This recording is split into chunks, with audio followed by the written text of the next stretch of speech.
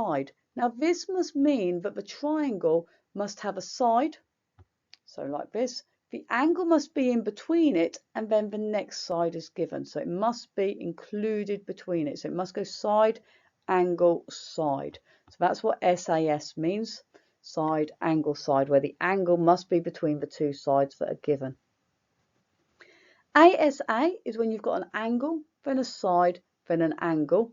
So you could have the angle here, then a side, then the other angle. So it must be in that order. And they must have the side included between the two angles. So it must not be on the opposite side to make it work.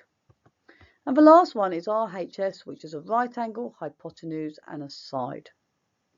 These are your conditions for congruency. Your hypotenuse is the longest side of any right angle triangle, and it's always opposite the right angle. So that's what this word here means within the RHS. Press pause. Have a look at the triangles, see if you can work out which ones they are, which of the three have been used, and are they congruent, and give their reason. Press play when you're ready to hear the answer. Well done guys, hopefully you've managed to look at these triangles and decide which ones they are. So you can see I've got an 8 here, an 8, a 10, a 10, 11 and an 11. So you should have written SSS, they are congruent, for 1 mark. So these two triangles are congruent because they're exactly the same shape, so it's SSS. The next one we're looking at, we have got an angle of 40, we've got a side, and then we've got an angle of 90. So I've got an angle of 40, I've got a side, and then I've got an angle of 90.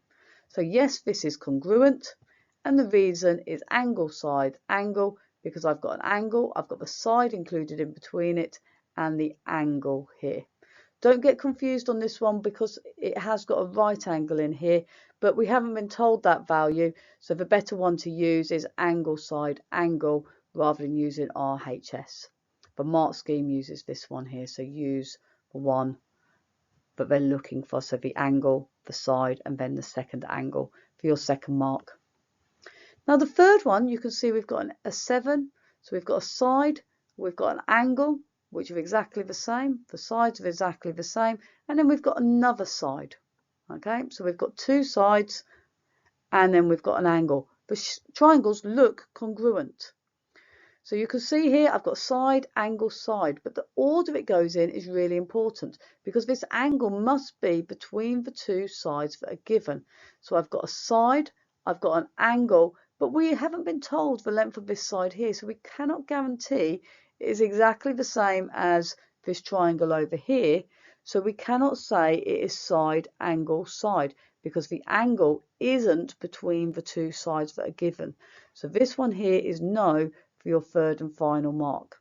So just be really careful on this last one because it looks like it will be congruent because of where the 2 sides are given and the angles, they look exactly the same shape, but because it is not included between, so the angle isn't between the 2 sides up here, so the top angle here would need to be given to show that it is congruent.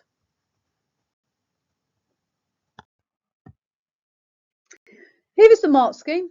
Shows there are 3 marks available. B2 means 2 method marks. B1 means 1 method mark. If you found this video useful, please share, like and subscribe so we can all get great at maths.